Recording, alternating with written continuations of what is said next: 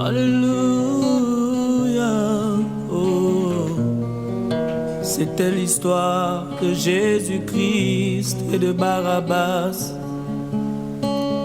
Chacun devait être condamné, mais il fallait convaincre le peuple par ses œuvres sur la terre, car la condamnation devait être par élection. Le peuple devait voter celui qui allait être condamné. Ainsi Jésus, sachant cela, toute sa vie, il a passé à faire du bien. Il guérissait les malades, il relevait les paralytiques, il consolait les affligés. Mais malgré tout cela, le même peuple n'a trouvé qu'un seul mot pour lui: crucifiez-le. Alléluia. Ce jour-là, devant la foule, Jésus et Ponce Pilate, il se disait certainement qu'il sortirait de là délivré. Car toutes les personnes qui étaient présentes ce jour-là, c'était bien ces personnes-là qui l'avaient sauvé. Oh. C'était bien ces personnes-là qui l'avaient guéri. Mais grande surprise, lorsqu'on dit ceci: que ferons-nous de ce Jésus qu'on appelle le Christ? Il dit tous ensemble ceci: crucifiez-le. Oh.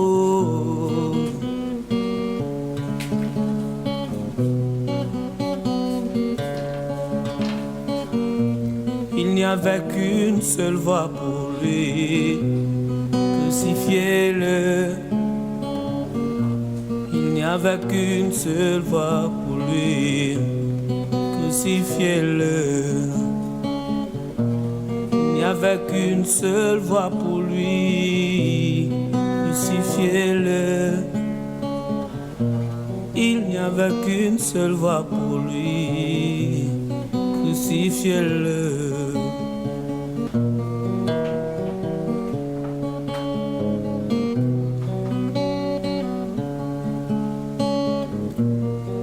Bien-aimés, ils ne savaient pas ce qu'ils étaient en train de faire.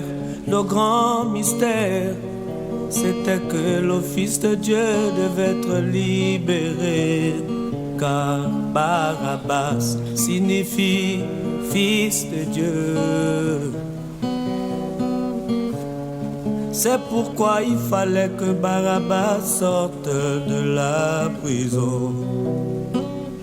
Jésus était en train de continuer son œuvre de bonté. Libérer Barabbas, condamner Jésus. Libérer Barabbas et condamner Jésus. Barabbas était le Fils de Dieu qui avait été captif. Jésus-Christ devait libérer le Fils de Dieu.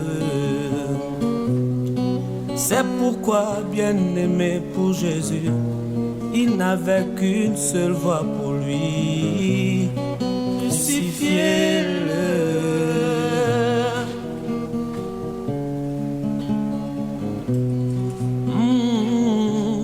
Crucifiez-le.